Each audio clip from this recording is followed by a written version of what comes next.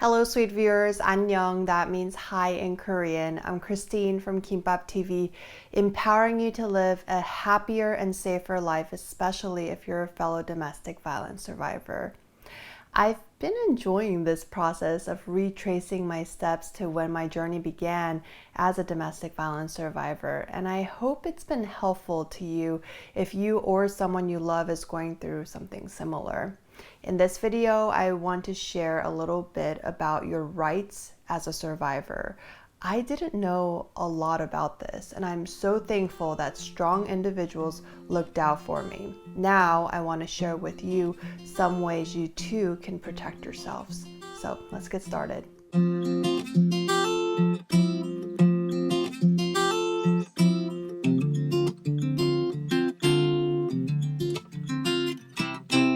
It all happened so quickly and unexpectedly. You can watch my testimony and other videos available on my channel, but when my abuser physically assaulted me, the only thought in my head was that I needed to escape right now. My life turned completely upside down in an instant, and all I could do was run and pray that my abuser didn't catch me. When I got to a safe place, my friend's condo, she took one look at me and called 911. This got the process started of letting law enforcement know that a crime was committed against me. This is a traumatizing but necessary step for survivors to take if they want to seek some sort of justice or even just put a marker. So if the abuser commits a similar crime later, he can have a better chance of getting punished for his criminal action. The police can help in domestic violence situations. Just in case you're still not sure whether or not you're in a DV situation, I'll define it for you according to the National Coalition of Domestic Violence. Domestic violence is the willful intimidation, physical assault, battery, sexual assault, and or other abusive behavior as part of a systematic pattern of power and control perpetrated by one intimate partner against the other. It includes physical violence, sexual violence, threats, and emotional abuse. The frequency and severity of domestic violence can vary. If you experience any of this, it's okay to ask for help. I'll use my home state of California as an example.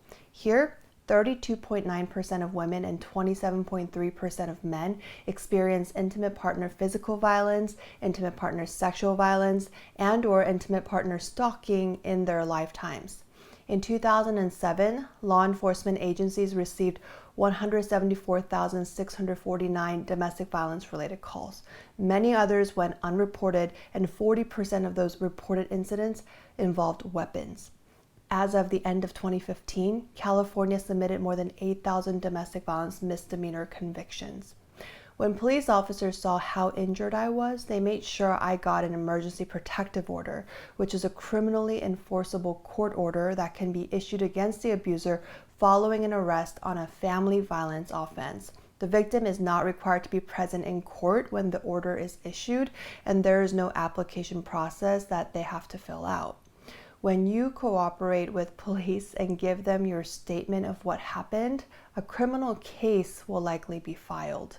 A criminal case is when the prosecutor, who is also called the district attorney, is the one who has control over whether the case against the abuser continues or not.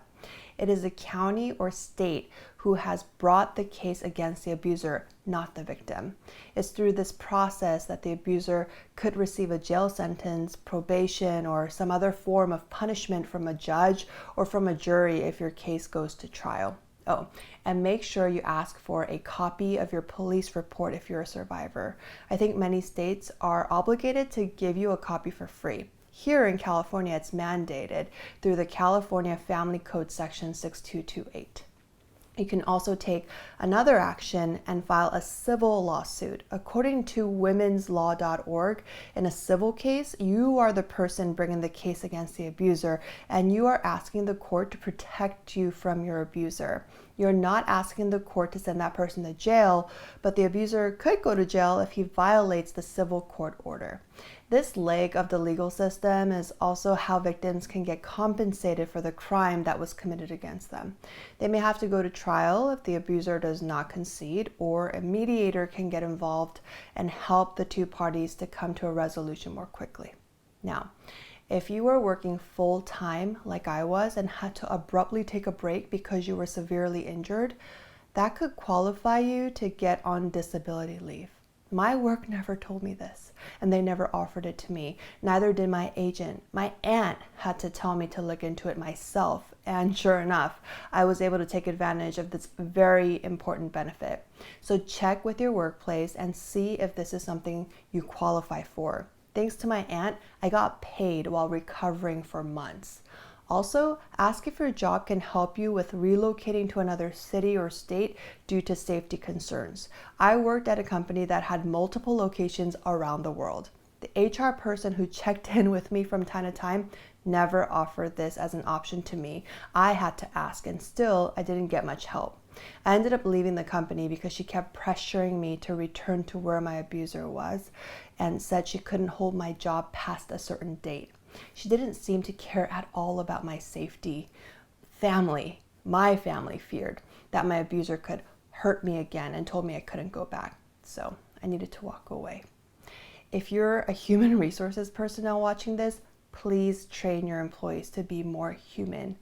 I think one of the most re-traumatizing experiences for me was seeing someone who was supposed to be a part of my work family only watching out for herself and making me feel like a liability. On the flip side, I had to make a copy or fax some paperwork when I had just gotten back here to California and didn't have the right machine to get it done.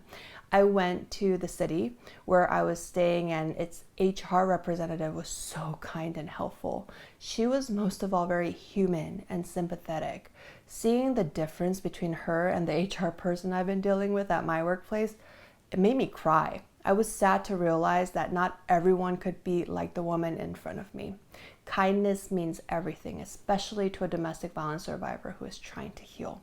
So yeah, filing a police report, getting an emergency protective order, going through with a criminal case, possibly pursuing a civil case, and checking with your work to see if you can get paid disability leave and job relocation assistance. These are all rights you have.